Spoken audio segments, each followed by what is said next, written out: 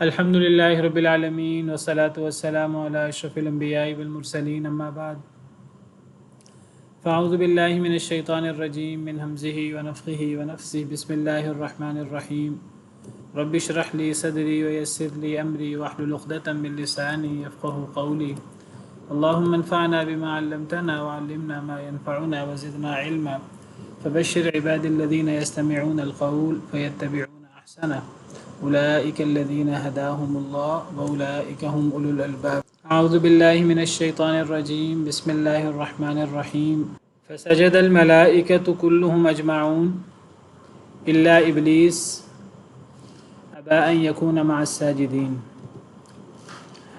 اللہ تعالیٰ فرماتے ہیں فسجد الملائکۃ، پس سجدہ کیا الملائکۃ فرشتوں نے، کلہم ہر ایک نے، اجمعون سب نے سب فرشتوں نے سجدہ کیا، تمام فرشتوں نے، کسی ایک نے بھی انکار نہیں کیا. چونکہ سب فرشتوں نے سجدہ کیا، اب فرشتے تو بہت زیادہ ہیں، فرشتوں کی تعداد اتنی زیادہ ہے ہم تصور نہیں کر سکتے. یعنی زمین تو بہت چھوٹی ہے، آسمان کتنا بڑا ہے. یعنی پہلے بات ہو چکی ہے کہ جتنے بھی ستارے ہیں اور جتنی بھی کہکشائیں ہیں، یہ سارے کی ساری ستارے، سیارے، کہکشائیں، یہ ساری کی ساری جو ہیں کلسٹر، سپر کلسٹر، اور یہ سارے جو ہیں پہلے آسمان کے نیچے ہیں. اور آپ کو پتہ ہے کہ یہ کتنے ستارے ایسے ہیں جو سورج سے بھی بہت بڑے ہیں، پھر کہکشائیں، اور پھر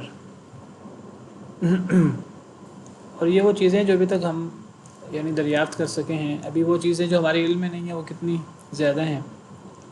یہ ساری کی ساری چیزیں پہلے آسمان کے نیچے ہیں. پہلا آسمان کتنا بڑا ہوگا ہم تصور نہیں کر سکتے. ہم تو گلیکسیز کے بارے میں، کلسٹرز اور سپر کلسٹرز، اور ابھی ان کو ہی ہم پوری طرح ایکسپلور نہیں کر سکے. ہمارے سارے حساب کتاب جواب دیے جاتے ہیں. تو یہ سب پہلے آسمان کے نیچے ہیں. پہلا آسمان، پھر دوسرا آسمان پہلے آسمان سے بڑا ہے، تو پہلے آسمان کو گویا کہ محیط ہے، گھیرے ہوئے ہیں. تیسرا آسمان وہ دوسرے آسمان سے بڑا ہے، چوتھا تیسرے سے بڑا ہے، پانچواں چوتھے سے بڑا ہے، چھٹا پانچویں سے بڑا ہے، اور ساتواں چھٹے سے بڑا ہے. اور پھر اس ساتوں کے ساتوں آسمان یہ کرسی کے سامنے کوئی حیثیت نہیں رکھتے. اللہ کی کرسی کے سامنے، اللہ کی کرسی اتنی بڑی ہے، وسع کرسیہ السماوات والارض. اللہ کی کرسی نے آسمان و زمین سب کو گھیرے میں لیا ہوا ہے. بعض احادیث مبارکہ سے پتہ لگتا ہے کہ کرسی اتنی بڑی ہے کہ اس کے سامنے ساتوں آسمانوں کی حیثیت جو ہے وہ ایسے ہے جیسے ایک بہت بڑے صحرا کے اندر چھوٹا سا ایک چھلا ہوتا ہے، ہلکا سا، جو انگلی میں پہنا جاتا ہے. پھر اللہ کا عرش بہت بڑا ہے، اور اللہ عرش کو عرش کریم اور عرش عظیم کہتے ہیں، اور اللہ اس عرش کا بھی رب ہے. تو اللہ کی عظمت کتنی زیادہ ہے. تو بات ہو رہی تھی آسمانوں کی. آسمان بہت بڑے ہیں، زمین سے، اور زمین کے اندر کوئی بڑے سے بڑا سٹار ہو، کوئی بڑی سے بڑی کہکشاں ہو، کوئی بڑے سے بڑا کوئی تو آسمان تو ان سب سے بہت بڑا ہے نا. اب آسمان بھی 7 آسمان ہیں، اور ہر اوپر والا آسمان نچلے والے آسمان سے بڑا ہے. اب سارے کے سارے آسمان فرشتوں کے مسکن ہیں. فرشتے اللہ نے آسمانوں کو فرشتوں کی رہائش بنایا ہے، اور تو فرشتے آسمانوں میں ہوتے ہیں. تو فرشتے کتنے زیادہ ہیں. اور احادیث مبارکہ سے پتہ لگتا ہے کہ آسمانوں میں تھوڑی سی جگہ بھی ایسی نہیں ہے جہاں کوئی نہ کوئی فرشتہ موجود نہ ہو. آسمانوں میں 3 انگلیوں کے برابر جگہ ایسی نہیں ہے جہاں کوئی فرشتہ موجود نہ ہو. اتنے زیادہ فرشتے ہیں، اور ہر فرشتہ اللہ کی عبادت کر رہا ہے. کوئی رکوع میں ہے، کوئی سجدے میں ہے، کوئی کسی عبادت میں ہے، کوئی کسی عبادت میں ہے. اتنے زیادہ فرشتے ہیں. پھر دیکھیں فرشتے انسانوں کے ساتھ لگے ہوئے ہیں. ایک ایک انسان کے ساتھ کتنے فرشتے ہیں. کچھ ہر انسان کے ساتھ اللہ نے فرشتے بھی لگائے ہیں. ہر انسان کے ساتھ اللہ تعالیٰ نے بدی کی قوتیں بھی لگائی ہیں، شیطان یا حمزات وغیرہ، جو انسان کو وسوسہ ڈالتے ہیں. اسی طرح جب بدی کی طاقتیں ہیں تو ہر انسان کے ساتھ نیکی کی طاقتیں بھی ہیں. جو اس کو اچھی بات کہنے والے ہیں، ہر انسان کے ساتھ ہیں۔ پھر ہر انسان کے ساتھ کرامن کاتبین ہیں جو نیک اعمال لکھتے ہیں۔ پھر ہر انسان کے ساتھ وہ حفاظت کرنے والے فرشتے ہیں، کندھوں پر، دائیں بائیں کندھوں پر بھی فرشتے بیٹھے ہوئے ہیں۔ انسان کے منہ سے کوئی لفظ نہیں نکلتا، ما یلفظ من قول الا لدیہ رقیب عتید، انسان کے منہ سے کوئی لفظ نہیں نکلتا مگر وہ ایک تیار بیٹھا ہوتا ہے جو اس لفظ کو لکھ لیتا ہے، محفوظ کر لیتا ہے۔ اور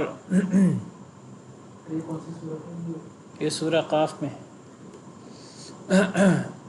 اذ یتلقى المتلقیان عن الیمین وعن الشمال قعید، سورہ قاف میں اللہ یہ بھی فرماتے ہیں جب انسان کوئی لفظ منہ سے نکالتا ہے اس لفظ کو دو فرشتے لے لیتے ہیں، ایک دائیں میں موجود ہے ایک بائیں میں موجود ہے، دائیں کندھے میں بائیں کندھے میں۔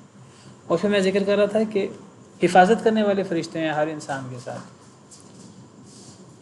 یہی انسان جو ہے، یہی فرشتے جب موت کا وقت آتا ہے تو انسان کی روح بھی قبض کر لیتے ہیں ملک الموت کے ساتھ مل کر۔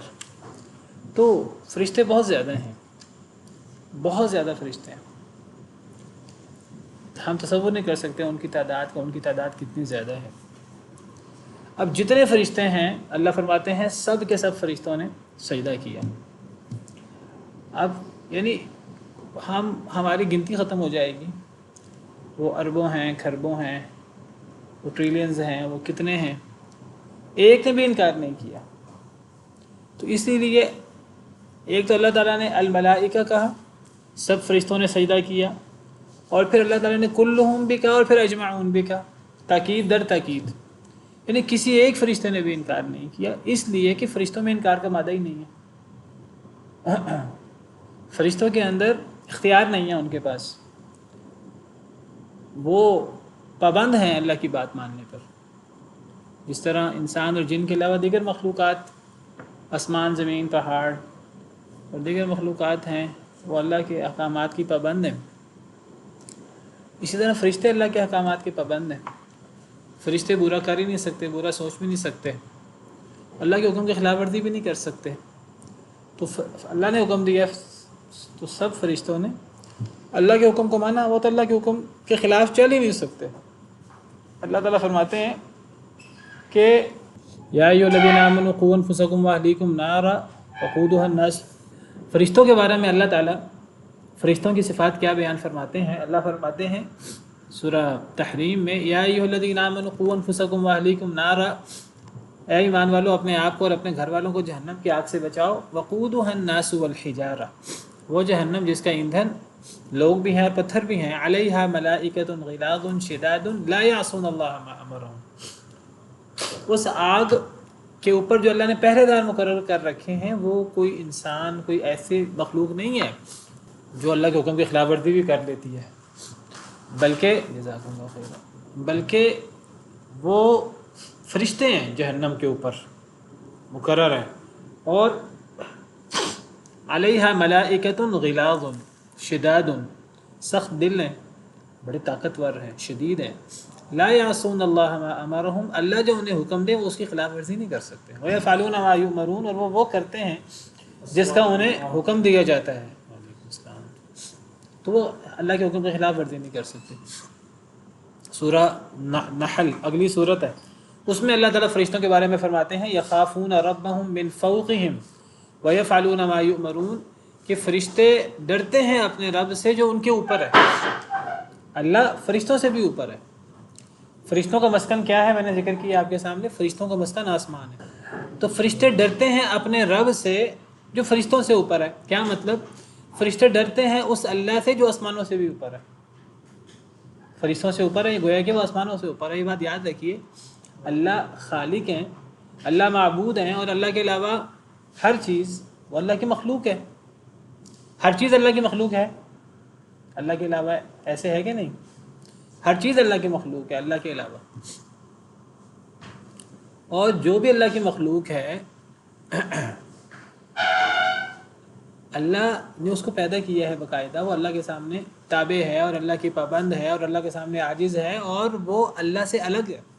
جس طرح اللہ کی یہ شان ہے کہ اللہ ہر کسی سے بات بھی نہیں کرتے، اللہ ہر کسی سے ہم کلام نہیں ہوتے. اللہ جس سے بات کریں، اللہ اپنے کسی مخلوق سے ہم کلام ہو، یہ اس مخلوق کا بہت بڑا اعزاز ہے. اگر اللہ کسی کو چن لیں بات کرنے کے لیے، اگر اللہ کسی کو چن لیں وحی کرنے کے لیے، یہ اتنا بڑا اعزاز ہے، اس سے بڑا اعزاز کوئی نہیں ہو سکتا.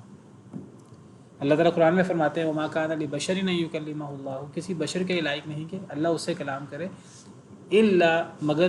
پھر اللہ نے 3 طریقے ذکر کیے ہیں کہ ان 3 طریقوں سے اللہ بشر سے ہم کلام ہوتے ہیں، اور یہ ہر اہل غیرے کو یہ مقام حاصل نہیں ہوتا. یہ خاص اللہ کے چنے ہوئے لوگ ہوتے ہیں. اللہ یصطفی من الملائکۃ رسلا ومن الناس، اللہ لوگوں میں سے بھی رسول چن لیتے ہیں، فرشتوں میں سے بھی اللہ رسول چن لیتے ہیں. نہ ہر فرشتے کو اللہ سے بات کرنے کا اعزاز حاصل ہوتا ہے، نہ ہر انسان کو اللہ سے بات کرنے کا اعزاز حاصل ہوتا ہے. یہ تو بہت بڑا اللہ کا انعام ہے. اللہ نے جہاں نبیوں کا اور رسولوں کا اور ان کے مقام کا ذکر کیا ہے، تلک الرسل فضلنا بعضهم علی بعض، کہ یہ رسول ہے، ہم نے ان میں سے بعض کو بعض پر فضیلت دی ہے. اللہ فرماتے ہیں سارے رسول ایک مقام کے نہیں ہیں، سارے نبی ایک مقام کے نہیں ہیں. نبیوں میں سے بھی وَلَقَدْ فَضَّلْنَا بَعْضَ النَّبِيِّينَ عَلَىٰ بَعْضٍ، نبیوں میں سے بعض کو ہم نے بعض پر فضیلت دی ہے. سورہ بنی اسرائیل میں اللہ فرماتے ہیں. اسی طرح رسولوں میں سے جو نبیوں سے افضل ہوتے ہیں رسولوں میں رسول بھی ایک مقام میں نہیں ہے. کئی اولو العزم رسول ہیں، کئی دیگر ہیں، اور رسولوں میں سے بھی اللہ نے بعض کو بعض پر فضیلت دی ہے. سورہ بقرہ 3 پارے کے شروع میں اللہ فرماتے ہیں تلک الرسل فضلنا بعضهم علی بعض، یہ رسول ہیں، ہم نے ان میں سے بعض کو بعض پر فضیلت دی. اب وہ فضیلت کی صورتیں کیا ہیں رسولوں کی جو اللہ نے بعض کو بعض پر فضیلت دی؟ اللہ نے بعض صورتیں بھی بیان کی ہیں. وہ کیا صورت ہے، کیا صورتیں ہیں فضیلت کی رسولوں کی؟ کون بتائے گا آپ میں سے؟ اللہ نے رسولوں کو کیسے بعض کو بعض پر فضیلت دی ہے؟ نہیں، وہ جو میں نے آیت پڑھی ہے نا تلک الرسل فضلنا بعضهم. السلام علیکم. وعلیکم السلام ورحمۃ اللہ. جی جی سر، بعض سے اللہ نے کلام کیا. ہاں جی، یعنی وہی آیت جو میں پڑھ رہا ہوں اسی آیت کو آگے پڑھے تو سمجھ آتی ہے کہ فضیلت کی صورتیں کیا ہو سکتی ہیں. تو 3 پارے کے شروع میں تلک الرسل فضلنا بعضهم علی بعض، پہلی صورت اللہ فرماتے ہیں منہم من کلم اللہ.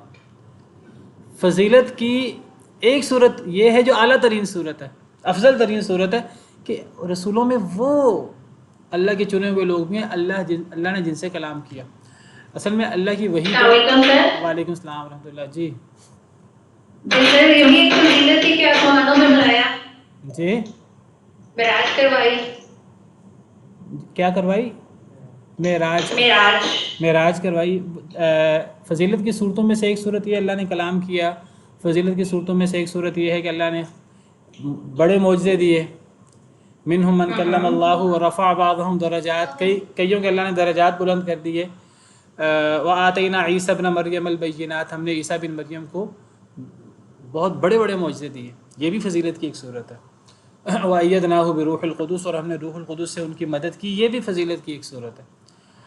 فضیلت کی ایک صورت ہے کہ کتابیں، اور کتابوں میں بھی، کتابوں میں سے بھی بعض کتابیں دوسری کتابوں سے زیادہ افضل ہیں. مثلا قرآن سب سے افضل کتاب ہے.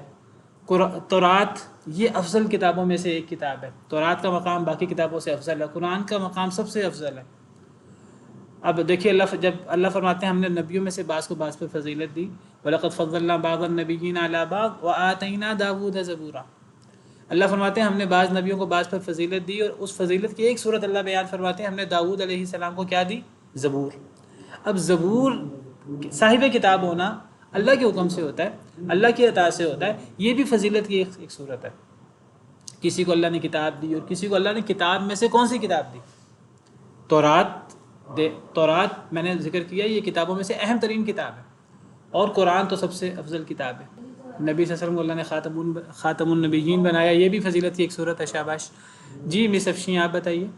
ایک فضیلت یہ ہے کہ آپ صلی اللہ علیہ وسلم سارے جہان کے نبی ہیں، جیسے کہ پہلے انبیاء جیسے ایک خاص قوم کی عادت ہے کہ آپ بالکل سارے جہانوں کے نبی ہیں. حدیث میں آتا ہے کہ نبی صلی اللہ علیہ وسلم کو اور پچھلے انبیاء کا فرق کیا ہے، تو آپ نے بعض اپنے خصائص بیان کیے ہیں. وہ سارے کے سارے خصائص جو نبی صلی اللہ علیہ وسلم کے ہیں وہ گویا کہ فضیلت کی صورتیں ہیں، جن میں سے آپ نے یہ فرمایا کہ میرے لیے غنیمتیں حلال کی گئیں. آپ نے فرمایا کہ پچھلے انبیاء مخصوص قوموں کی طرف مبعوث ہوتے تھے، مجھے سب لوگوں کی طرف مبعوث کیا گیا. تو بہرحال یہ فضیلت کی اور بھی کئی صورتیں ہیں. بعض صورتیں ایسی ہیں جہاں اللہ نے رسولوں اور نبیوں میں فضیلت تفاضل کا ذکر کیا ہے, اللہ نے اس کے ساتھ ہی فضیلت کی بعض صورتیں بیان کی ہیں. بہرحال بات دور نکل رہی ہے. اس میں کسی کو اشکال ہو سکتا ہے کہ نبیوں سے کلام کرنا اگر یہ فضیلت کی ایک صورت ہے تو اللہ نے تو ہر نبی سے کلام نہیں کیا, یا اللہ نے ہر نبی پر وحی نہیں کی. اصل میں ہر نبی اور ہر رسول پر وحی تو ہوتی ہے, وحی سے ہی کوئی انسان نبی یا رسول بنتا ہے. اصل میں وحی کی بھی کئی صورتیں ہیں.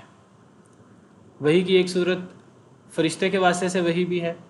وحی کی ایک صورت وہ پردے کے پیچھے سے اللہ کسی سے ہم کلام ہو, ڈائریکٹ جس کو ہم کلام کرنا کہتے ہیں, لیکن آمنے سامنے نہیں. اللہ نے کسی سے آمنے سامنے کلام نہیں کی, اللہ کسی کے سامنے نہیں آئے, اللہ نے پردے کے پیچھے سے کلام کیا ہے. اور وحی کی جو تیسری صورت ہے مشہور وہ ہے جس کو اللہ تعالیٰ وحی کہتے ہیں. وما کان لبشر, وحی کی 3 صورتیں ہیں اجمالاً. پہلی صورت ہے وما کان لبشر ان یکلمہ اللہ الا وحیا, پہلی صورت ہے وحی. او من وراء حجاب, دوسری صورت ہے پردے کے پیچھے سے. اور تیسری صورت ہے او یرسل رسولا فیوحی باذنہ ما یشاء, اللہ رسول بھیجیں اور رسول اللہ کے حکم سے جو اللہ چاہیں وہ وحی کرے. یہ 3 وحی کی اجمالی اگر خلاصہ بیان کریں تو 3 صورتیں. ان 3 صورتوں میں سے ایک تو فرشتے کے واسطے سے یعنی جبریل کے واسطے سے, اور ایک صورت اللہ پردے کے پیچھے سے کلام کرے یعنی اللہ کی آواز آئی ڈائریکٹ, جیسے حضرت موسیٰ علیہ السلام کو آئی. نبی صلی اللہ علیہ وسلم سے معراج کے موقع پر اللہ نے کلام فرمایا فرشتے کے واسطے کے بغیر. اور وحی کی صورتوں میں سے ایک صورت یہ بھی ہے جس کو اللہ وحی کہتے ہیں, جس سے مراد علماء کہتے ہیں اس سے مراد القاء اور الہام ہے, یا اس سے مراد خواب وغیرہ. نبیوں کو خواب کے ذریعے بھی وحی ہو جاتی یا القاء اور الہام کے ذریعے بھی وحی ہو جاتی. تو وحی کی صرف 3 صورتیں. اللہ نے یہ بات کلمہ حصر کے ساتھ بیان کی ہے وما کان لبشر ان یکلمہ اللہ, کسی بشر کے یہ لائق نہیں کہ اللہ اس سے کلام کرے. پہلے اللہ نے نفی کی ہے, بعد میں اللہ نے اللہ کہہ کر, جس کو استدراک کہتے ہیں, پہلے نفی بعد میں اللہ, تو یہ اس سے حصر معنی میں حصر پیدا ہو جاتا. کئی دفعہ اس پر بات ہو چکی ہے. تو اللہ نے نفی اور پھر استدراک کر کے اللہ نے فرمایا کہ اللہ کسی بشر سے ہم کلام نہیں ہوتے. پھر اللہ نے 3 صورتیں بیان کی ہیں, گویا کہ یہ 3 صورتیں حصر کے ساتھ ہیں. یعنی اگر اللہ کسی بشر کو وحی کریں گے دنیا میں تو 3 صورتوں میں سے کوئی ایک صورت ہو سکتی ہے, کوئی چوتھی صورت نہیں ہو سکتی. اور یہ 3 صورتیں, ایک صورت ہے کہ فرشتے کے واسطے سے اللہ کسی کو وحی کریں, اور ایک صورت ہے اللہ کسی کو پردے کے پیچھے سے کلام کرے, اور ایک صورت ہے کہ اللہ کسی کو وحی کے ذریعے, اور وحی سے مراد القاء اور الہام ہے یا خواب وغیرہ ہے. ان 3 صورتوں میں سے جو افضل ترین صورت ہے وہ کون سی ہے؟ افضل ترین صورت اگر اللہ کسی سے کلام کرے تو یہ مراد ہے منہم من کلم اللہ. ویسے اللہ کا کسی کو وحی کرنا, کسی انسان کو, یہ بھی بہت بڑا اعزاز ہے. اللہ کا کسی سے یعنی وہ چاہے خواب کے ذریعے اللہ کسی کو وحی کر دیں, کسی کو اللہ القاء اور الہام کے ذریعے وحی کر دیں, کسی کو اللہ تعالیٰ فرشتے کے واسطے سے وحی کر دیں, یہ بھی فضیلت کی بہت بڑی صورت ہے. اللہ کسی بھی انسان کو نبی بنا دے یا رسول بنا دے, اس سے بڑا مقام کوئی نہیں. انسانوں میں سب سے افضل مقام نبوت کا ہے, نبوت اور رسالت کا. اور نبوت اور رسالت میں یہ نبوت اور رسالت کا مرتبہ تو صدیقیت کے مرتبے سے بھی اونچا ہے. نبوت اور رسالت سے نیچے جو مقام ہے وہ صدیقیت کا ہے. عورتوں میں سے کوئی عورت نبی یا رسول نہیں بن سکی, صدیق ہو سکتی ہے عورت. حضرت مریم کے بارے میں ہے کہ وہ صدیقہ تھیں. مل مسیح ابن مریم اللہ رسول قد خلت من قبلہ الرسل و امہ صدیقہ, ان کی ماں صدیقہ تھیں. سیدہ عائشہ صدیقہ کائنات, وہ بھی جو ہیں وہ صدیقہ ہیں. صحابہ صدیق ہیں, سیدنا ابوبکر صدیق بھی ہیں, اور دیگر صحابہ کے نام بھی صدیق ہیں. صدیقیت ایک اعلیٰ ترین مقام ہے امت میں. تو نبوت اور رسالت یہ اوپر کا مقام ہے, یہ اللہ کے چنے ہوئے لوگ ہیں. اور یہ سارے لوگ ہیں جن پر اللہ کی وحی ہوتی ہے, لیکن جن سے اللہ کلام کریں باقاعدہ من وراء حجاب, یہ نبوت اور رسالت کا بھی اعلیٰ ترین مقام ہے. بات بہرحال دور نکل رہی ہے. تو میں بات یہ کر رہا تھا کہ میں کہہ رہا تھا کہ یعنی اللہ تعالیٰ ایک اللہ اور اللہ کی مخلوق, ہمیں اس کو الگ کرنا پڑے گا. اگر ہم اللہ کو اللہ کی مخلوق کے ساتھ خلط ملط کر دیں تو یہ اللہ کی توہین ہے بہت بڑی, اور یہ اللہ کی نعوذ باللہ تحقیر ہے. اور اللہ کی شان کے منفی ہے۔ اللہ کو مخلوق جیسا سمجھ لینا، یہ سمجھنا کہ مخلوق میں سے ہر کوئی اللہ سے بات کر سکتا ہے، مخلوق میں سے کوئی اللہ سے بات نہیں کر سکتا۔ اللہ کا کسی سے ہم کلام ہونا، وہی کرنا کسی کو، یہ بہت بڑا مقام ہے۔ وما كان الله ليطلعكم على الغيب ولكن الله يجتبي من رسله من يشاء۔ اللہ تم میں سے ہر بندے کو غیب پر مطلع نہیں کرتے۔ غیب سے کیا مراد ہے؟ غیب وہی غیب ہوتی ہے۔ اللہ ہر کسی پر وحی نہیں کرتے، لیکن جسے اللہ چن لیں اپنے رسولوں میں سے اس پر اللہ وحی کرتے ہیں۔ ہر کسی کو وحی بھی نہیں ہو سکتی۔ ایک اور آیت میں اللہ فرماتے ہیں اللہ اعلم حیث یجعل رسالتہ، اللہ زیادہ جانتے ہیں اللہ کس کو رسول بنائیں، کس کو نبی بنائیں۔ اللہ ہر غیرے کو نبی رسول بھی نہیں بناتے۔ تو اللہ ہیں اور اللہ کی مخلوق۔ کل بات ہو رہی تھی کہ بہت بڑا مغالطہ جو شیطان نے دیا، کہ یہ کہا کہ اللہ اور اللہ کی مخلوق ایک ہی وجود ہے، اللہ کا وجود ہی سارا کا سارا جو ہے نا بس وہ ایک ہی ہے، وہی اسی کی کرنیں اور اسی کے اثرات وہ باقی مخلوق پر ہے، وہ بھی اللہ کے وجود کا ایک حصہ ہے مخلوق بھی۔ کچھ لوگوں نے حلول کا عقیدہ بنا لیا۔ بہرحال تو اللہ نے تو ان لوگوں کے بارے میں کہ جو اللہ کے نبی تھے اور برگزیدہ لوگ تھے، جنہوں نے ان میں خدائی صفات پیدا کی ہیں، جنہوں نے ان کو خدا کہا، اللہ نے کہا یہ شرک ہے بہت بڑا۔ تو یہ انہوں نے تو وحدت الوجود والوں نے تو صرف نبیوں کے علاوہ عام انسانوں کو نہیں، انہوں نے تو جانوروں، کتے بلوں، سب کو ہی نعوذ باللہ انہیں ہی حق کہنا شروع کر دیا، انہوں نے رب کہنا شروع کر دیا، اور کہنے لگے کہ رب بندہ ہے، بندہ رب ہے، مکلف کون ہے سمجھ نہیں آتی، اور عجیب و غریب ان کے عقائد ہیں۔ تو ہمیں بات سمجھنی ہے، اللہ ہے، مخلوق ہے، اللہ خالق ہیں اور مخلوق ہے۔ اللہ اور مخلوق بالکل الگ ہے، مقام کے اعتبار سے بھی، مرتبے کے اعتبار سے بھی، ذات کے اعتبار سے بھی۔ اللہ مخلوق کے ساتھ نہیں ہے، نہ اللہ مخلوق کے ساتھ ہر کسی سے ہم کلام ہوتے ہیں، اللہ چنے ہوئے لوگوں سے ہم کلام ہوتے ہیں، اور اللہ اپنی مخلوق سے الگ ہے۔ اللہ اپنی مخلوق کے مابین رہتا بھی نہیں ہے۔ ہمارے ہاں اکثر لوگ سمجھتے ہیں، بہت سارے لوگ سمجھتے ہیں کہ جی اللہ ہمارے ساتھ ہے اور اللہ ہر جگہ موجود ہے۔ یہ بات اللہ کی شان کے خلاف ہے۔ اگر اللہ ہمارے ساتھ ہو یا اللہ ہر جگہ ہو، اچھی جگہ بھی ہیں، بری جگہ بھی ہیں، بدبودار جگہ بھی ہیں، اللہ ہر جگہ ہی موجود ہے، تو یہ اللہ کی شان کے خلاف ہے۔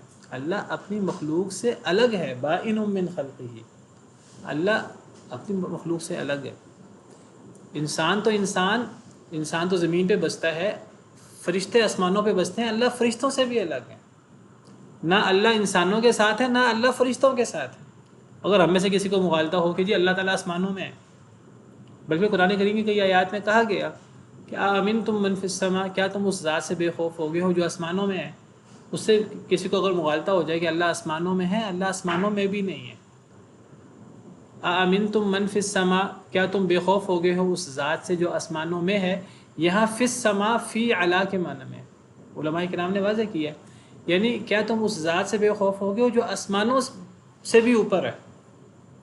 آمنتم من فی السماء، یہ آمنتم من علی السماء کے معنی میں، فی عربی زبان میں علا کے معنی میں بھی آتا ہے۔ اس کی بہت ساری مثالیں ہیں، جس طرح فرعون نے کہا تھا، قرآن کریم میں اللہ نے فرعون کا قول نقل کیا، فرعون نے جادوگروں سے کہا تھا جب وہ ایمان لائے، فرعون نے کہا تم ایمان نہ لاؤ حضرت موسیٰ کے ساتھ، اگر ایمان لاؤ گے تو میں تمہیں کھجور کے تنوں میں تمہیں میں سولی دے دوں گا۔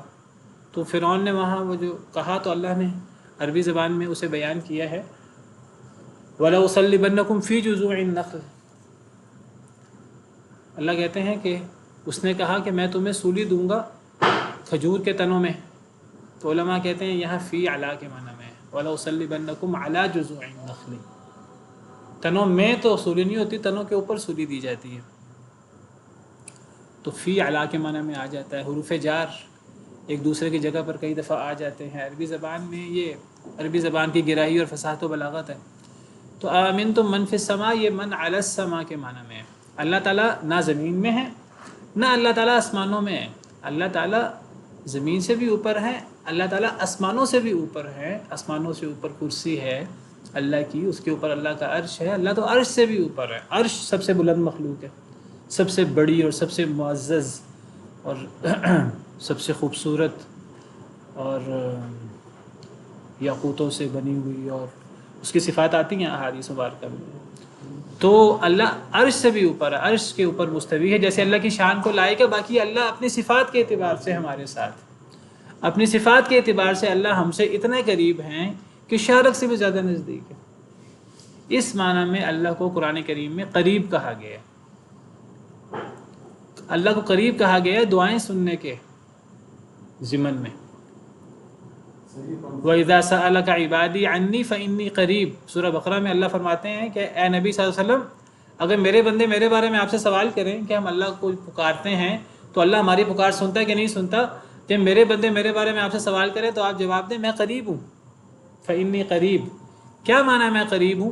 اجیب دعوت الداعی اذا دعان.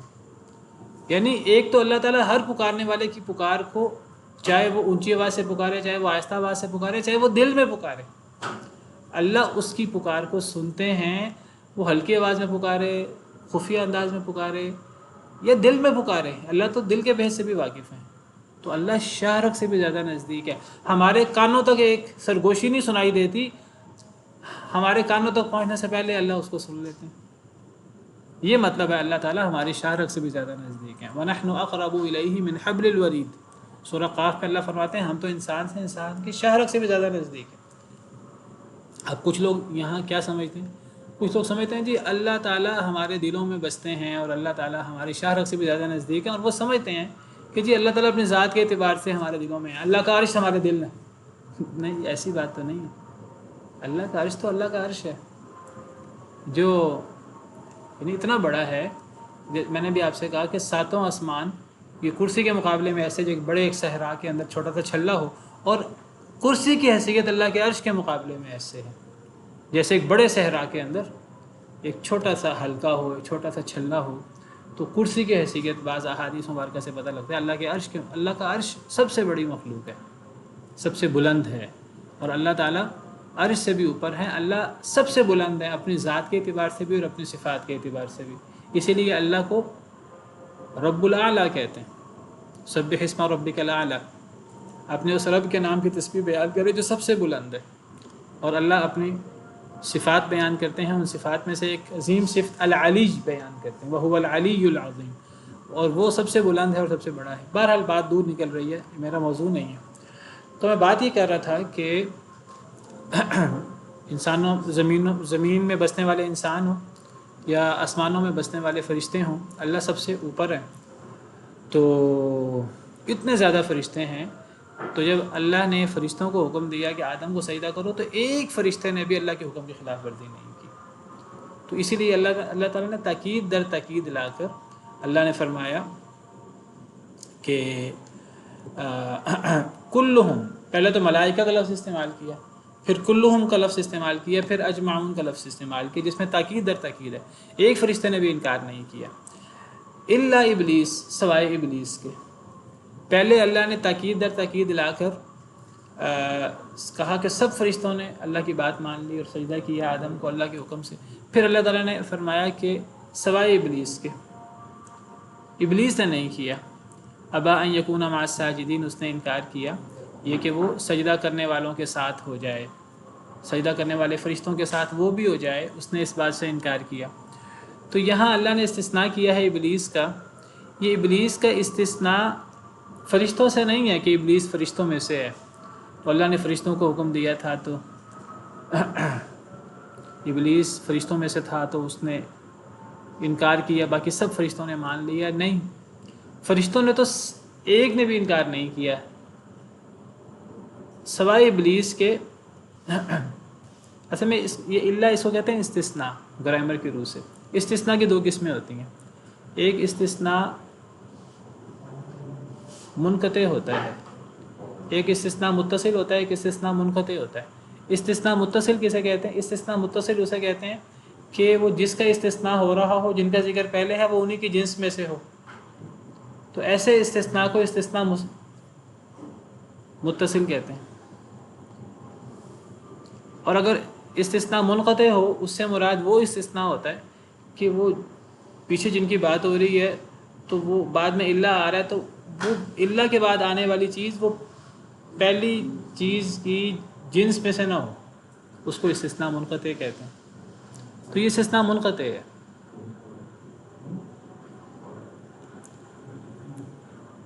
تو سب فرشتوں نے سجدہ کیا سوائے ابلیس کے۔ اب ابلیس تو فرشتوں میں سے تھا ہی نہیں، استثناء منقطع ہے یہ۔ یا ایسے ہی ہے جیسے کہ ایک قافلہ ہو، قافلے کے اندر انسان بھی موجود ہے، اور قافلے کے اندر انسانوں کے ساتھ ایک اونٹ بھی موجود ہے، یہ گھوڑا بھی موجود ہے۔ تو کوئی بندہ کہ جی سارے انسان آگے سوائے گھوڑے کے، اردو میں مثال دے رہا ہوں۔ تو یہ جو اب استثناء ہے، اس استثناء کو کیا کہیں گے؟ متصل کے منقطع؟ یہ منقطع ہوگا۔ اور اگر ہم کہ سارے انسان آگے سوائے فلاں عمر کے، خالد کے، یہ استثناء متصل ہوگا۔ تو یہ استثناء منقطع ہے۔ ابلیس جو ہے یہ فرشتوں میں سے ہے ہی نہیں، یہ جنوں میں سے ہے، جس میں قرآن کریم میں صراحت ہے وَإِذْ قُلْنَا لِلْمَلَائِكَةِ اسْجُدُوا لِآدَمَ فَسَجَدُوا إِلَّا إِبْلِيسَ كَانَ مِنَ الْجِنِّ فَفَسَقَ عَنْ أَمْرِ رَبِّهِ۔ جب ہم نے فرشتوں سے کہا کہ آدم کو سجدہ کرو تو سب فرشتوں نے سجدہ کیا سوائے ابلیس کے جو جنوں میں سے تھا۔ یعنی اللہ بتا رہے ہیں کہ ابلیس اللہ کے حکم کی خلاف ورزی کر کیسے سکتا ہے؟ اللہ فرما رہے ہیں اس لیے اس نے خلاف ورزی کی کہ وہ فرشتوں میں سے ہے ہی نہیں۔ فرشتوں میں سے تو کوئی اللہ کے حکم کی خلاف ورزی کر ہی نہیں سکتا، ان کے پاس اختیار ہی نہیں ہے۔ تو ابلیس نے اس لیے کیا کیونکہ وہ جنوں میں سے ہے، وہ انسانوں میں سے ہے ہی نہیں۔ تو وہ جنوں میں سے ہے، فَفَسَقَ عَنْ أَمْرِ رَبِّهِ، تو اس نے اپنے رب کے حکم سے خروج کیا، اس نے اپنے رب کے حکم سے فسق کیا، اپنے رب کے حکم سے نکل گیا۔ تو جنوں کے پاس اختیار ہے انسانوں کی طرح۔ اب سوال وہی پیدا ہوتا ہے کہ حکم تو فرشتوں کو تھا، تو ابلیس کا استثناء اللہ نے کیوں کیا؟ تو اصل میں ابلیس فرشتوں کے ساتھ تھا۔ اللہ نے کیوں فرشتوں کے ساتھ رکھا ہوا تھا یہ ایک الگ تفصیل ہے۔ تو ابلیس فرشتوں کے ساتھ تھا جنوں میں سے، اللہ نے اس کو آسمانوں پہ بلا لیا تھا، یہ فرشتوں کے ساتھ تھا۔ تو جب فرشتوں کو حکم ہوا تو اس حکم میں اغلبیت کے تحت ابلیس بھی شامل ہو گیا۔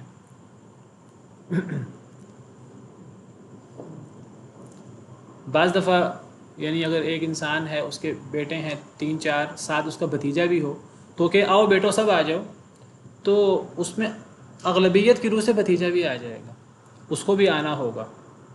یا وہ پوچھے کہ مجھے بھی آپ نے، میرے لیے استثناء ہے کہ مجھے بھی آنا ہے، تو اغلبیت کی روح سے بعض دفعہ جن کو کہا جائے کہ سب آ جاؤ، تو اس میں جو ان میں شامل نہیں، اگر وہ ساتھ ہو وہ بھی شامل ہو جاتا حکم میں۔ یہ بھی عربی قاعدہ ہے۔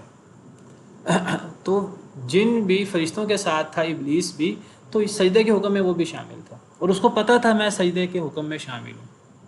اسی لیے جب اللہ نے، ہم پڑھیں گے آگے، جب اللہ نے کہا تو نے سجدہ کیوں نہیں کیا، تو اس نے یہ نہیں کہا اللہ میں تو فرشتوں میں سے ہوں نہیں، مجھے تو آپ نے حکم ہی نہیں دیا تھا سجدہ کا، اس نے یہ نہیں کہا۔ اس کو پتہ تھا کیونکہ میں فرشتوں کے ساتھ ہوں، یہ حکم فرشتوں کے ساتھ ساتھ مجھے بھی ہے اغلبیت کی روح سے۔ تو اس نے آگے سے اپنا عذر اور اپنا قیاس اور اپنی رائے پیش کی اللہ کے حکم کے بالمقابل، کیونکہ اس کو پتہ تھا یہ اس حکم میں بھی شامل ہوں، اگرچہ وہ فرشتوں میں سے نہیں ہے۔ تو اغلبیت کی روح سے یا وہ آسمانوں پہ موجودگی کی وجہ سے فرشتوں کے ساتھ، فرشتے آسمان پہ اتنے زیادہ ہیں، میں نے کہا کہ 3 انگلیوں کے برابر جگہ نہیں ہے جہاں فرشتہ موجود نہ ہو، احادیث مبارکہ سے پتہ لگتا ہے۔ تو اس حکم میں ابلیس بھی شامل تھا۔ تو اللہ نے ابلیس کا استثناء کیا ہے اس لیے کہ اس حکم میں ابلیس شامل تھا، اگرچہ وہ جنوں میں سے تھا، تو اس نے انکار کر دیا سجدے سے۔ مجھے کسی نے سوال کیا تھا اسٹوڈنٹس میں سے، میں نے کہا تھا آپ کلاس میں سوال کیجئے گا۔ انہوں نے سوال کیا تھا کہ قرآن کریم میں حقیقت کچھ الفاظ کا حقیقی معنی ہوتا ہے، کچھ الفاظ کا مجازی معنی ہوتا ہے، کیا قرآن کریم میں مجاز موجود ہے؟ یعنی ہم کہیں کہ یہاں لفظ تو یہ استعمال ہوا ہے، تو یہاں لفظ کا حقیقی معنی مراد نہیں ہے بلکہ یہاں لفظ کا مجازی معنی مراد ہے۔ مجازی معنی سے مراد ہوتا ہے جیسے اگر کوئی بندہ کہے عربی زبان میں رأیت اسدًا، کسی انسان کو دیکھ کر، رأیت اسدًا، میں نے ایک شیر کو دیکھا۔ اب کسی انسان کو دیکھ کر اگر کوئی کہے رأیت اسدًا، اسد کا ایک حقیقی معنی ہے شیر، اور اگر کوئی کسی انسان کو دیکھ کر کہے گا رأیت اسدًا، میں نے ایک شیر کو دیکھا، تو کیا مراد ہوگی یہاں؟ کیا مراد ہوگی کہ میں نے ایک ایسے انسان کو دیکھا جو بہادری اور قوت اور طاقت میں شیر کی طرح ہے. تو بجائے سے کہ وہ یہ بندہ کہے علیہ السلام کہ میں نے ایک انسان کو دیکھا جو بہادری اور قوت میں شیر کی طرح ہے، تو ایک مجاز یہ بھی ہے کہ ایک بندہ ڈائریکٹ کہہ دے رأیت اسدن، میں نے ایک شیر کو دیکھا. اگر وہ انسانوں کی بات کر رہا ہے تو اسد سے پھر مراد ایک ایسا انسان ہوگا جو قوت میں اور طاقت میں اور بہادری میں شیر کی طرح ہوں. تو اس کو کہتے ہیں عربی میں حقیقت اور مجاز، کہ یہاں مجازی طور پر اسد سے مراد حقیقی شیر نہیں ہے، بلکہ یہاں اسد سے مراد ایسا انسان ہے جو بہادری میں اور جو طاقت میں شیر کی طرح ہے. اس کو مجاز کہتے ہیں. تو اب کیا قرآن کریم میں مجاز موجود ہے؟ اگر قرآن کریم میں مجاز موجود ہے، اکثر علماء کی رائے یہ قرآن کریم میں مجاز موجود ہے. بعض علماء کہتے ہیں مجاز موجود نہیں ہے، وہ کہتے ہیں قرآن کریم میں مجاز ہم تب کہ موجود ہے، مجازی معنی تب لایا جاتا جب ایک بندہ حقیقی لفظ کی بجائے ایک ایسا مجازی لفظ لے آئے مختصر بات کرنے کے لیے. تو بعض لوگ کہتے ہیں اگر ہم یہ کہ قرآن میں مجاز موجود ہے تو مجاز کے اندر اصل میں ایک بندہ اگر حقیقی معنی کرے تو بات لمبی ہو جائے گی، ایک بندہ حقیقت کی بجائے مجاز لے آئے تو مختصر میں وقت میں وہ لمبی بات کر سکے گا. تو اگر ہم کے قرآن میں مجاز موجود ہے تو گویا کہ اللہ تعالیٰ ایک چیز کو سمجھانے کے لیے حقیقی معنی نہیں لا سکے، اللہ مجازی معنی لائے. انہوں نے کہا اگر ہم یہ کہ قرآن میں مجاز موجود ہے تو گویا کہ یہ اللہ کے اوپر ایک قسم کا الزام ہے کہ اللہ تعالیٰ ایسا حقیقی لفظ نہیں لا سکے کہ جس سے اللہ جو مراد لینا چاہتے ہیں وہ. لیکن دوسرے علماء کہتے ہیں نہیں، یہ کوئی اللہ پہ الزام نہیں ہے، اس معنی میں کہ مجاز کو اس لیے عرب نہیں لاتے کہ وہ حقیقت کو لانے سے حقیقت نہیں لا سکتے. مجاز یہ فصاحت و بلاغت کے اسالیب میں سے ایک اسلوب ہے. اگر یہ کہا جائے میں نے ایک شعر دیکھا، حقیقی لفظ استعمال کیا جا سکتا ہے، میں نے ایک ایسا انسان دیکھا جو بہادری میں شیر کی طرح ہے، اب یہ حقیقت ہے. لیکن یہ ایک فصاحت و بلاغت ہے کہ آپ مجاز بولیں اور وہ اتنا واضح ہوتا ہے کہ سب لوگ سمجھتے ہیں اس کو. دوسری بات یہ ہے کہ قرآن چونکہ عربی زبان میں ہے اور عربی زبان کا خاصا مجاز ہے، عربیت میں مجاز ہوتا ہے، تو قرآن کریم میں مجاز موجود ہے. اکثر علماء کی رائے یہی ہے، اور یہ کوئی عیب نہیں ہے اللہ رب العالمین پر، بلکہ یہ قرآن کریم کی فصاحت و بلاغت ہے کہ قرآن کریم میں مجاز موجود ہے. جس طرح قرآن کریم میں حذف موجود ہے اور اس قسم کی چیزیں موجود ہیں، تو وہ قرآن کریم کا اعجاز ہے. بعض دفعہ حذف سے مختصر بات سے زیادہ بات سمجھ آ جاتی ہے فصاحت و بلاغت کی وجہ سے. آپ لمبی بات کریں حذف کے بغیر تو بعض دفعہ وہ حذف سے بات زیادہ اثر رکھتی ہے اور زیادہ مؤثر ہوتی ہے. اچھا، اب اگر قرآن کریم میں مجاز موجود ہے تو پھر اللہ کی صفات کے بارے میں کچھ الفاظ کیا ہم کہہ سکتے ہیں کہ وہاں حقیقی معنی نہیں مجازی معنی مراد ہے؟ یہ کسی نے سوال کیا تھا، میں نے کہا چلیں میں کلاس میں بات کروں گا. تو قرآن کریم میں اللہ کے لیے ید کا لفظ استعمال ہوا. اب ید سے مراد قوت لے لی جائے. عین کا لفظ استعمال ہوا ہے تو عین سے مراد شفقت لے لی جائے. اور ساق کا لفظ استعمال ہوا تو ساق کا لفظ مطلب پنڈلی ہوتا ہے، تو پنڈلی کی بجائے وہاں مشکل موقع مراد لے لیا جائے مجاز. تو دیکھیے پہلی بات تو یہ ہے قرآن کریم میں مجاز موجود ہے، یہ بات ٹھیک ہے، جمہور کی رائے یہی ہے قرآن میں مجاز موجود ہے. لیکن دیکھیے مجاز ہم تب کہیں گے کہ یہاں مجاز مراد ہے جب وہاں ان الفاظ سے حقیقی معنی مراد لینے میں کوئی قباحت لازم آتی ہو.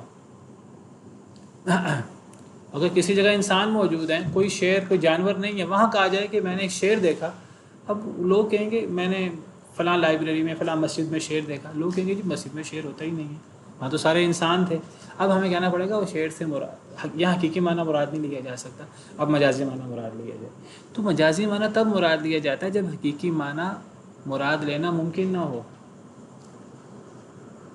تو پہلے تو یہ ثابت کرنا پڑے گا کہ جہاں قرآن کریم میں ید استعمال ہوا ہے اللہ کے لیے، تو اگر کچھ لوگ کہیں یہاں ید سے مراد طاقت ہے قدرت ہے، تو پہلے تو یہ سوال پیدا ہوگا کہ یہاں ید سے مراد جو ید کا حقیقی معنی ہے ہاتھ، وہ مراد لینے میں کیا معنی ہے. پہلے تو یہ بتایا جائے نا کہ یہاں ید مراد لیا جائے تو اس سے فلاں قرآن کی آیت کی نفی ہوتی ہے، فلاں حدیث کی نفی ہوتی ہے، فلاں دین کا ایک طے شدہ اصول ہے اس کی نفی ہوتی ہے، یا وہ معنی سمجھ نہیں آ سکتا، تو کوئی ایسی چیز نہیں ہے کہ ہم کہیں کہ ید سے مراد مجازی معنی قوت ہے۔ بھئی اگر ید سے مراد قوت لینی ہے تو قوت کے لیے عربی زبان میں لفظ قوت خود موجود ہے، تو جہاں اگر اللہ کہیں کہ اللہ تعالیٰ کے ہاتھ ہیں اور مراد ہاتھ سے قوت ہو، تو اللہ تعالیٰ تو اپنے آپ کو قرآن کریم میں جگہ جگہ کہتے ہیں کہ اللہ القوی ہے، قرآن میں اللہ کی صفت قوی استعمال ہوئی، قرآن میں اللہ کے لیے فعال لما یرید، اللہ جو چاہیں کریں، قرآن کریم اللہ کے لیے المتین کی صفت استعمال ہوئی ہے، مضبوط طاقتور، قرآن کریم اللہ کے لیے علی کل شیء قدیر کی صفت استعمال ہوئی ہے، تو اللہ نے اور کن فیکون، اللہ جو کہتے ہیں وہ ہو جاتا ہے، اللہ نے قوت کو کئی طریقوں سے واضح کیا ہے، تو وہ ید کہہ کر قوت مراد لینے سے کیا مقصود ہوا، اور ید کہہ کر ہاتھ مراد کیوں نہ لیا جائے؟ وہ کہتے ہیں اصل میں ید کہہ کر ہاتھ مراد لیا جائے تو اللہ کے لیے جسم لازم آئے گا، اگر عین اللہ کے لیے عین ہے قرآن میں آنکھ، وَاصْبِرْ لِحُكْمِ رَبِّكَ فَإِنَّكَ بِأَعْيُنِنَا، آپ اپنے رب کے حکم کے مطابق صبر کریں، آپ ہماری نظروں کے سامنے ہیں، تو وہ یہ لوگ کہتے ہیں کہ جی یہاں اعین سے مراد اللہ کی شفقت ہے، اگر اللہ کی آنکھ مراد لی جائے، اگر اللہ کا ہاتھ مراد لیا جائے، اگر اللہ کا چہرہ مراد لیا جائے إِلَّا ابْتِغَاءَ وَجْهِ رَبِّهِ الْأَعْلَىٰ، اور اگر اللہ کا قدم مراد لیا جائے، حدیث میں اللہ کے قدم کا ذکر موجود ہے، اللہ جہنم میں اپنا قدم رکھیں گے، جہنم کہے گی بس بس، اللہ کے حقب کا ذکر ہے، کمر کا، اللہ کے ازار کا ذکر موجود ہے، ازار ایسے کپڑے کو کہتے ہیں جو نیچے باندھا جاتا ہے، اب حدیث میں ازار کا لفظ موجود ہے اللہ کے لیے۔ اب یہ لوگ کیا کہتے ہیں کہ یہ تمام الفاظ سے مجاز مراد ہے، اگر اس سے ہم وہ حقیقی معنی مراد لیں گے تو اللہ کا جسم لازم آئے گا، اللہ کا جسم مراد لیں گے تو وہ پھر اللہ انسانوں کی طرح ہو جائیں گے۔ تو پہلی بات ہے کہ اگر ہم ان اعضاء سے حقیقی اعضاء مراد لیں تو یہ کہنا کہ ان حقیقی اعضاء مراد لینے سے اللہ کا جسم لازم آئے گا، یہ کوئی لازمی نہیں ہے۔ جسم تب لازم آئے گا جب ہم اللہ کے اعضاء کو اپنے اعضاء کی طرح سمجھیں، اور پھر ہم یہ کہیں کہ مخلوق کے جب یہ اعضاء ہوتے ہیں تو مخلوق کا جسم ہوتا ہے، جسم لازم آتا ہے، جب ہم اللہ کو اپنے اوپر قیاس کریں گے تو یہ سب چیزیں لازم آئیں گی، ہم اللہ کو اور اللہ کی صفات کو، اللہ کی وہ صفات ذاتی ہیں، ان کو ذاتی صفات کہتے ہیں، ید، وجہ، عین، اذن وغیرہ ذاتی صفات، اگر اللہ کی ذاتی صفات کو ہم اپنے اعضاء اور اپنی صفات پر قیاس کریں گے تو پھر جسم اور اس قسم کے خیالات ہمارے ذہن میں آئیں گے۔ ہم نے اللہ کی صفات کو، چاہے وہ ذاتی ہیں چاہے وہ فعلی ہیں، اپنی صفات کے اوپر ہم نے قیاس کرنا ہی نہیں ہے، لیس کمثلہ شیء وہو السمیع البصیر۔ تو یہ کہنا کہ اگر ید سے مراد ہاتھ لیا جائے تو حقیقی معنی لیا جائے تو اس سے پھر اللہ کا جسم لازم آتا ہے، یہ تب ہوگا جب ہم اللہ کی ذاتی صفات سے اپنی جیسی ذاتی صفات مراد لیں۔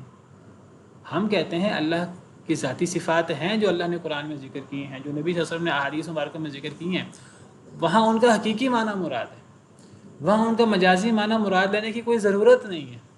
ہمیں کیا ضرورت ہے کہ ہم مجازی معنی مراد لیں جب حقیقی معنی مراد لینے میں کوئی خرابی لازم نہیں آتی۔ جو لوگ کہتے ہیں کہ اگر ہم یہاں اللہ کا یہاں ان صفات کا ذاتی معنی مراد لیں تو پھر خرابی لازم آتی ہے، اللہ کا جسم لازم آتا ہے، وہ سارے وہ لوگ ہیں جو اللہ کی صفات کا انکار کرتے ہیں۔ اللہ کی صفات کا انکار جہمیہ سے شروع ہوا، پھر معتزلہ، اور پھر یہ اشعری اور ماتریدی۔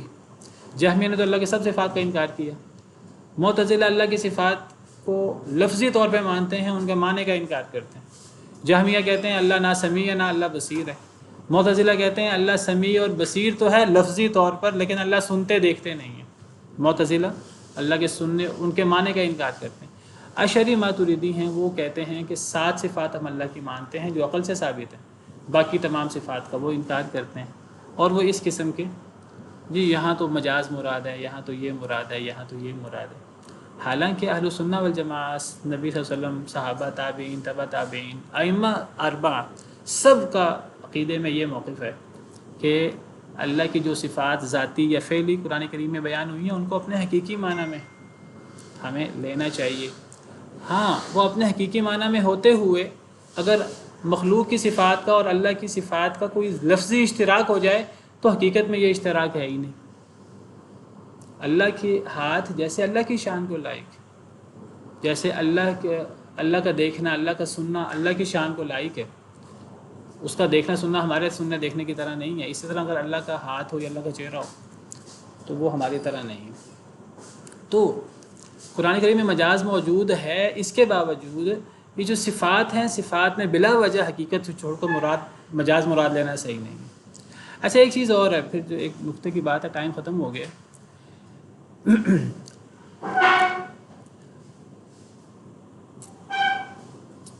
اگر ہم عام عربی زبان میں مجاز بول کر اگر ہم مجازی معنی مراد لیتے ہیں تو مجازی معنی مراد لینے سے حقیقت کی نفی نہیں ہوتی. ایک بڑا گہرا نقطہ ہے. اگر بالفرض یہاں ہم مجازی معنی بھی مراد لے لیں، ہم وجہ سے مراد اللہ کی رضا مندی مراد لے لیں، اللہ کا چہرہ مراد نہ لیں، الا ابتغاء وجہ ربہ الاعلی، اللہ کی رضا تلاش کرنا. ایک نقطہ ہے، اگر یہاں مجاز بھی مراد لے لیا جائے، جب ہم عربی لغت میں مجاز مراد لیتے ہیں تو اس سے حقیقت کی نفی نہیں ہوتی. مثلا اگر ہم کہتے ہیں نا رأیت اسدن، کسی انسان کو کہتے ہیں رأیت اسدن، اب یہاں اسد سے مراد ہوتا تو انسان ہے جو بہادری میں اور قوت میں شیر کی طرح ہے، لیکن اس سے یہ نفی نہیں ہوتی دنیا میں شیر پائے نہیں جاتے. جب ہم کسی انسان کو اسد کہتے ہیں تو اس سے وہ جو شیر کی حقیقت ہے اس کو مزید تائید ملتی ہے کہ دنیا میں شیر جیسی مخلوق پائی جاتی ہے جو بڑی طاقتور بڑی بہادر ہوتی ہے. اب ہم اس انسان کو شیر کس معنی میں کہہ رہے ہیں کہ وہ ایک دنیا میں ایک جانور موجود ہے شیر، اس کی بہادری اور قوت پر قیاس کرتے ہوئے ہم اس انسان کو شیر کہہ رہے ہیں. تو مجازی معنی مراد لینے سے حقیقی معنی یعنی دنیا میں شیر موجود ہے کہ نہیں اس کی نفی نہیں ہوتی. میں کہتا ہوں بالفرض اگر وجہ سے مراد اللہ کے لیے جب وجہ کا لفظ ہے، اگر اس سے رضامندی مراد لے لیا جائے یا ید بول کر قوت مراد لے لیا جائے، اگر کوئی مراد لے، ورنہ ید سے مراد ید ہی ہے، اگر قوت مراد لے لیا جائے کہ جی ہاتھ سے چونکہ قوت کا کام لیا جاتا ہے تو اس سے اللہ کے ید کی نفی نہیں ہوتی. اب یہ کیا کرتے ہیں، ان کی خرابی کیا ہے؟ جو لوگ یہاں مجازی معنی مراد لیتے ہیں کہ ید سے مراد اللہ کے ید سے مراد قوت ہے اللہ کی، وہ اللہ کے ید کا انکار کر دیتے ہیں.